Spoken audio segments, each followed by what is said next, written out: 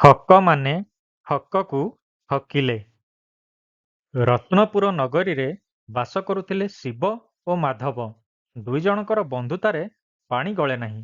ଦୁହେଁ ଯେତିକି ଶଠ ସେତିକି ବୁଦ୍ଧିମାନ। ସେ ଦୁହେଁ ବୁଦ୍ଧି ବଳରେ ଲୋକମାନଙ୍କଠାରୁ ନାନା ଉପାୟରେ ଅର୍ଥ ଆଦାୟ କରିଥାନ୍ତି। ଦିନେ ଶିବ ମାଧବକୁ କହିଲା, ଭାଇ, ରତ୍ନପୁରରୁ ବହୁ ଧନରତ୍ନ ଆମେ ଲୁଣ୍ଠନ କରିସାରିଲେଣି। ଏବେ ପାଖ ନଗରୀ ଜଗତପୁରକୁ ଯିବା। ଚାଲ। ଏହା ଶୁଣି ମାଧବ ସଙ୍ଗେ ସଙ୍ଗେ ରାଜି ହୋଇଗଲା। କହିଲା, ହଁ ଭାଇ, ମୁଁ ଶୁଣିଛି ସେଠାରେ ଶଙ୍କର ସ୍ୱାମୀ ନାମରେ ଜଣେ ବଡ଼ ଧନୀ ଲୋକ ଅଛି। ସେ ବଡ଼ କୃପଣ ଓ ବଡ଼ ଠକ ମଧ୍ୟ। ତାଠାରୁ କିଛି ନ ଝଡ଼ାଇଲେ ମନ ଶାନ୍ତ ହେବ ନାହିଁ। ଏଭଳି କଥାବାର୍ତ୍ତା ହୋଇ ଦୁଇ ବନ୍ଧୁ ଜଗତପୁରକୁ ଚାଲିଲେ। ଜଗତପୁରରୁ ଅଳ୍ପ ଦୂରରେ ଥିବା ଅନ୍ୟ ଏକ ଗାଁରେ ମାଧବ ରହିଲା। ଶିବ ଏକ ସନ୍ନ୍ୟାସୀ ବେଶ ଧରି ନଗର ପାଖ ନଦୀ ତୀରରେ ତପସ୍ୟା ଆରମ୍ଭ କରିଦେଲା। ସେ ବଡ଼ି ଭୋରରୁ ଉଠି ନଦୀର ପଙ୍କ ଦେହରେ ବୋଳି ହୋଇଯାଏ। ସୂର୍ଯ୍ୟ ଉଦୟ ହେବା ସଙ୍ଗେ ସଙ୍ଗେ ଶୀର୍ଷାସନ ଭଙ୍ଗୀରେ ମୁଣ୍ଡ ତଳକୁ ଓ ଗୋଡ଼ ଦୁଇଟା ଉପରକୁ ଟେକି ତପସ୍ୟା କରିବାର ଛଳନା କରେ। ଏହିପରି କିଛି ସମୟ ବିତିଯିବା ପରେ ତପଭଙ୍ଗ କରିବାର ବାହାନା କରେ ଏବଂ ସୂର୍ଯ୍ୟଙ୍କ ଆଡ଼କୁ ଏକ ଲୟରେ ଚାହିଁ ରହିଥାଏ। ବେଳେବେଳେ ପଦ୍ମାସନରେ ବସିଥାଏ। ଜଗତପୁରର ଲୋକମାନେ ଶିବର ଏଭଳି କଠୋର ତପସ୍ୟା ଦେଖି ଆଶ୍ଚର୍ଯ୍ୟ ହୋଇଯାଉଥିଲେ। ସମସ୍ତଙ୍କ ତୁଣ୍ଡରେ ଗୋଟିଏ ପ୍ରଶ୍ନ, କିଏ ଏ ଯୁବ ତପସ୍ୱୀ? କିନ୍ତୁ ଉତ୍ତର ଦେବ କିଏ? ଶିବ ଯେ ମୌନବ୍ରତ କରି ମୌନୀ ବାବା ସାଜିଛି। ଶିବ ତାର ତପ ଶେଷରେ ଭିକ୍ଷା ମାଗିଯାଏ। ସେ ମାତ୍ର 3ଟି ମୁଠା ଭିକ୍ଷା ସଂଗ୍ରହ କରି ଗୋଟିଏ ମୁଠା ପଶୁପକ୍ଷୀମାନଙ୍କୁ ଦାନ କରିଦିଏ। ଅନ୍ୟ ଏକ ମୁଠା ଅତିଥି ଅଭ୍ୟାଗତଙ୍କ ପାଇଁ ରଖେ। ବାକି ମୁଠାକ ଫୁଟାଇ ନିଜେ ଆହାର କରେ। ଶିବର ଏପରି ଛଳନା ଯୋଗୁଁ ସେ ଜଣେ ଅତି ନିର୍ଲୋଭ ଲୋକ ବୋଲି ଚାରିଆଡ଼େ ପ୍ରଚାର ହୋଇଗଲା। ଶିବ ତାର ଛଳନାରେ ସଫଳ ହୋଇ ଲୋକମାନଙ୍କ ଉପରେ ଭଲ ପ୍ରଭାବ ପକାଇଛି ଜାଣି ମାଧବ ମଧ୍ୟ ଖୁସି ହେଉଥାଏ। ଏଥର ମାଧବ ମଧ୍ୟ ଜଗତପୁରରେ ପ୍ରବେଶ କରିବା ପାଇଁ ସୁଯୋଗ ଉଣ୍ଡିଲା। କିଛି ଦିନ ପରେ ମାଧବ ଜଗତପୁରକୁ ଆସି ଗୋଟିଏ ମଠରେ ଆଶ୍ରୟ ନେଲା। ସେ ଦିନେ ସକାଳୁ ସକାଳୁ ନଦୀ ତୀରକୁ ଯାଇ ଶିବକୁ ପ୍ରଣାମ ଜଣାଇଲା। ଶିବ ତ ଆଖି ବୁଜିଥାଏ। ମାଧବର ସ୍ୱରରୁ ସେ ଜାଣିପାରିଲା ଯେ ତାର ସାଙ୍ଗ ଆସିଛି। ମାଧବ ସାଧୁଙ୍କର ଚରଣ ତଳେ ସାଷ୍ଟାଙ୍ଗ ପ୍ରଣିପାତ କରିବା ଦେଖି ଅନ୍ୟ ଦର୍ଶକମାନେ ମଧ୍ୟ ସେହିପରି ପ୍ରଣାମ କଲେ।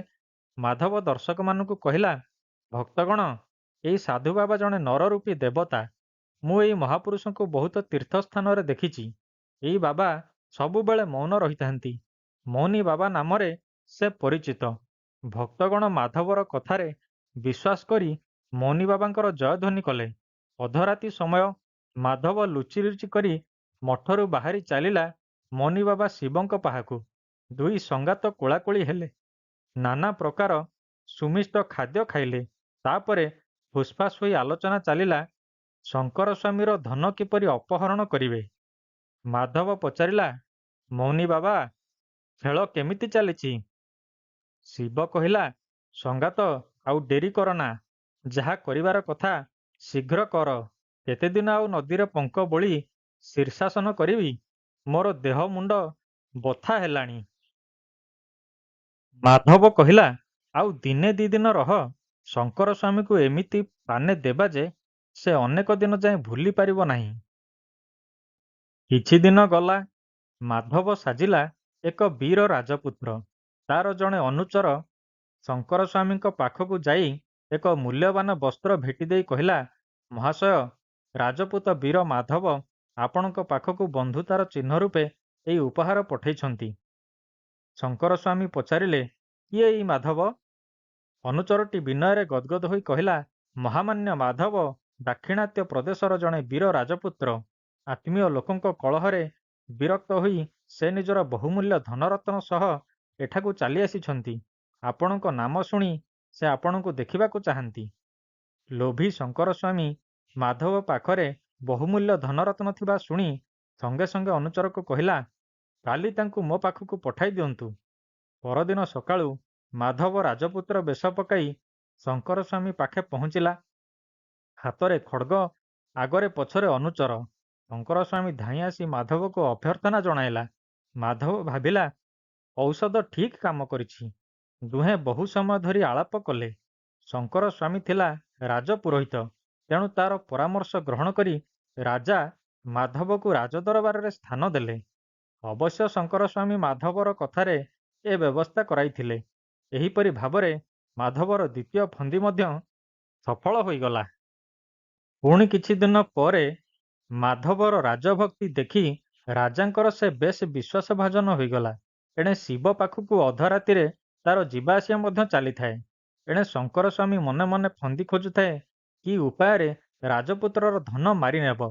ମାଧବ ଘରଠୁ ଦୂରରେ ରହିଲେ ଅସୁବିଧା। ତେଣୁ ସେ ମାଧବକୁ କହିଲା, ଆଜ୍ଞା, ଆପଣ ମୋ ଘରକୁ ନିଜ ଘର ଭାବି ଆସି ରୁହନ୍ତୁ।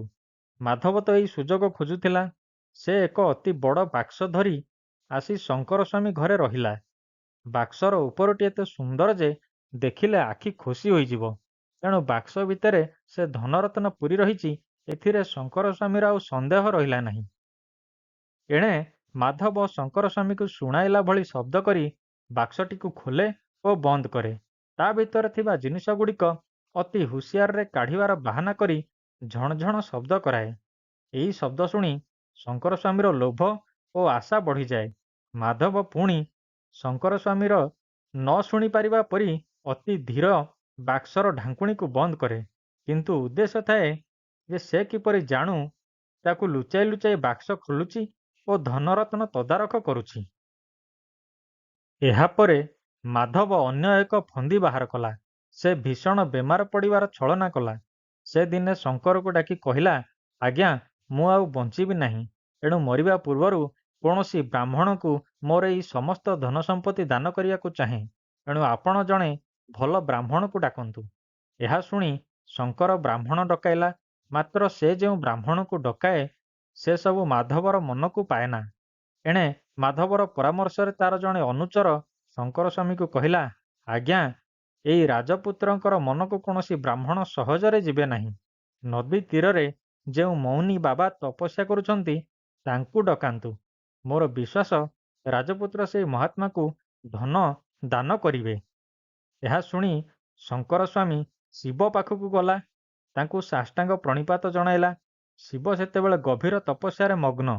କେତେବେଳେ ମାଧବ ପାଖକୁ ତାକୁ ଡକରା ଆସିବ, ସେହି ଶୁଭ ବେଳକୁ ସେ ଚାହିଁ ରହିଥିଲା।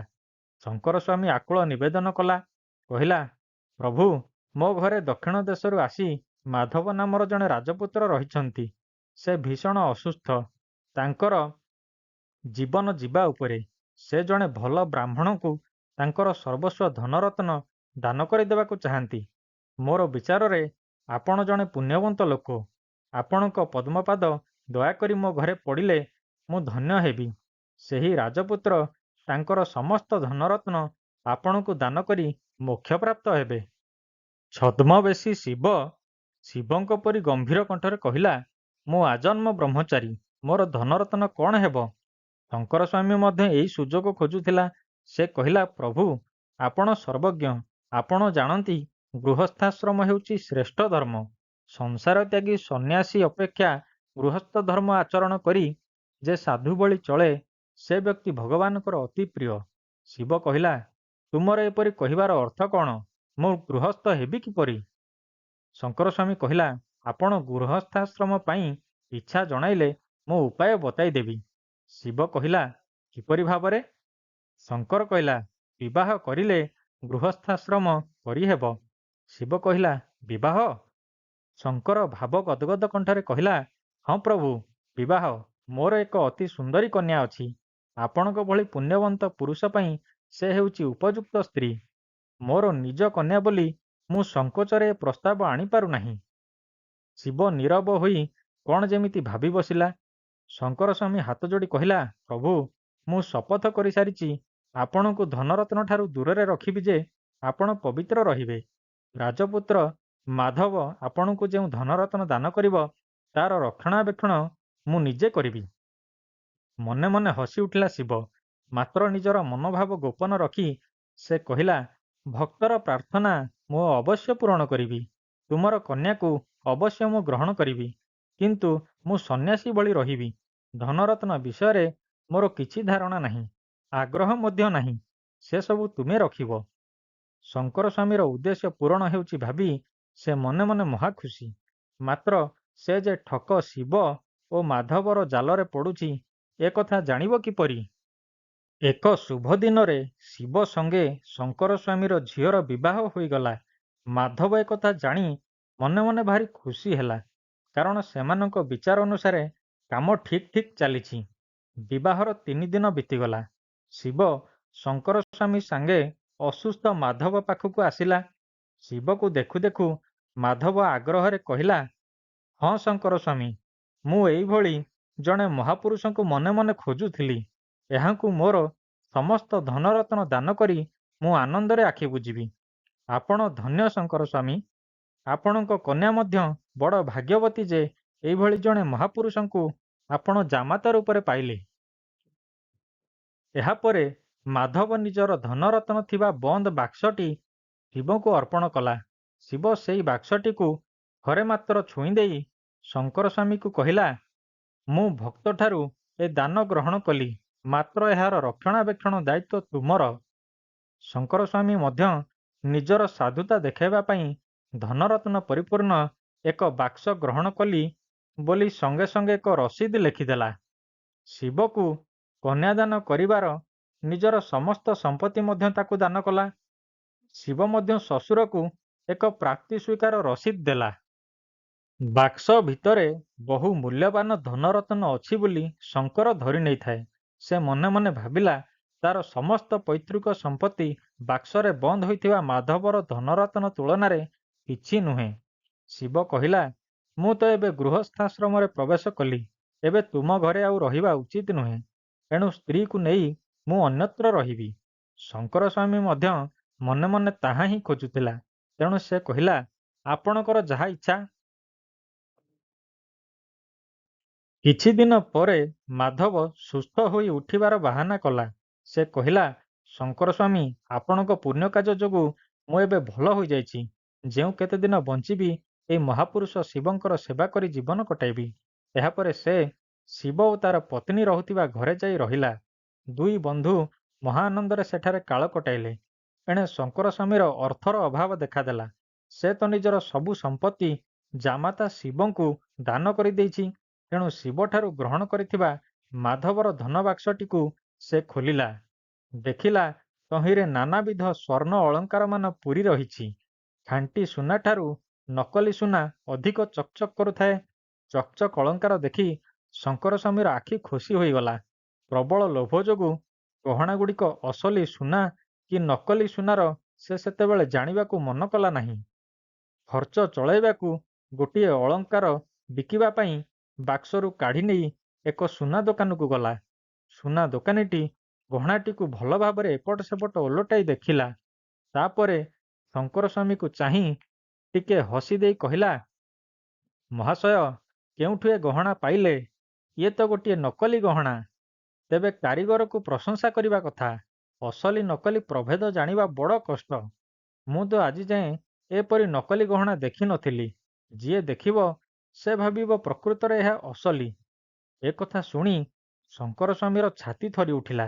ସେ ଧାଇଁ ଯାଇ ବାକ୍ସ ଭିତରୁ ଆଉ କେତୋଟି ଅଳଙ୍କାର ଆଣି ଦୋକାନୀକୁ ଦେଖାଇଲା। ଦୋକାନୀ ସେ ସବୁଗୁଡ଼ିକ ନକଲି ବୋଲି କହିଲା। ତାପରେ ଶଙ୍କର ଯାଇ ବାକିତକ ନେଇ ଆସିଲା। ଦୋକାନୀ କହିଲା, ସେଗୁଡ଼ିକ ସବୁ ମଧ୍ୟ ନକଲି। ଶଙ୍କର ସ୍ୱାମୀ ପାଗଳ ପରି ଧାଇଁଗଲା ଶିବ ପାଖକୁ। କହିଲା, ତୁମ ସମ୍ପତ୍ତି ତୁମେ ନେଇଯାଅ, ମୋ ସମ୍ପତ୍ତି ମୋତେ ଫେରାଇ ଦିଅ। ଶିବ ଜାଣିଥିଲା ଏ କଥା ନିଶ୍ଚୟ ଦିନେ ଘଟିବ। ତେଣୁ ସେ ମୁରୁକି ହସି କହିଲା, ଆଜ୍ଞା, ଆପଣଙ୍କ ସମ୍ପତ୍ତି ମୁଁ କ'ଣ ଆଉ ରଖିଛି? ସବୁ ପରା ବିକ୍ରି ଖର୍ଚ୍ଚ କରିସାରିଲିଣି। ଶଙ୍କର ସ୍ୱାମୀ ଚିତ୍କାର କରି ଉଠିଲା। ଶିବକୁ ବହେ ଗାଳି ଦେଲା। ପାଟି ଶୁଣି ଲୋକମାନେ ଜମିଗଲେ। ରାଜାଙ୍କ କାନକୁ ମଧ୍ୟ ଖବର ଗଲା। ସେ ଦୁଇ ଜଣଙ୍କୁ ଡକାଇ ପଠାଇଲେ। ଶଙ୍କର ସ୍ୱାମୀ କହିଲା, ମହାରାଜ, ଏଇ ଶିବ ଗୋଟିଏ ବଡ଼ ଠକ। ବାକ୍ସ ଭିତରେ ନକଲି ସୁନା ଗହଣାଗୁଡ଼ାକ ପୂରାଇ ମୋତେ ଠକିଛି। ତା ବଦଳରେ ମୋର ସମସ୍ତ ସମ୍ପତ୍ତି ନେଇ ବିକି ଦେଇଛି। ଶିବ କହିଲା, ମୁଣିମା, ବାଲ୍ୟକାଳୁ ମୁଁ ସଂସାର ତ୍ୟାଗୀ, ବ୍ରହ୍ମଚାରୀ, କଠୋର ତପ ଆଚରଣ କରି ମୋର ଦିନ କାଟୁଥିଲା। ଏଇ ଶଙ୍କର ସ୍ୱାମୀ ମାଧବର ଦାନ ଗ୍ରହଣ କରିବା ପାଇଁ ମୋତେ କହିଲା। ମୋତେ ତାର କନ୍ୟାଦାନ କରି ସଂସାରୀ କରାଇଲା।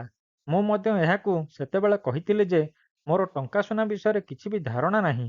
ଏଣୁ ମୁଁ ଭକ୍ତ ମାଧବଠୁ ଯାହା ଗ୍ରହଣ କରିବି ସେ ତାର ରକ୍ଷଣାବେକ୍ଷଣ ଦାୟିତ୍ୱ ନେବ ବୋଲି କଥା ଦେଇଛନ୍ତି।